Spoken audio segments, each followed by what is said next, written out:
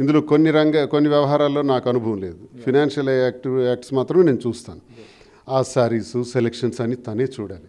అయినప్పటికీ తాను ఒక 2 నెలలైనా ఒకవేళ ఉంటే ఇబ్బంది లేని విధంగా కాంచీపురం ఓకులా సిల్క్స్లో అన్ని ఏర్పాట్లు తనే చేసేసి వెళ్ళింది. అవన్నీ మేము జస్ట్ పాస్ చేసుకోవటమే.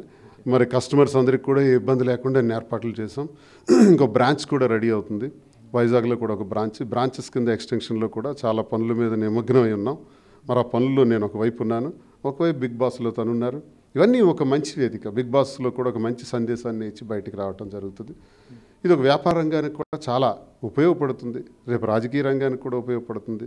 మేము ఒక 10 మందికి సేవ చేయడానికి అదృష్టం కలుగుతుంది. ఈరోజు 100 మంది కాంచీపురం ఓకులా సిల్క్స్ మా స్టోర్లో పనిచేస్తున్నారు.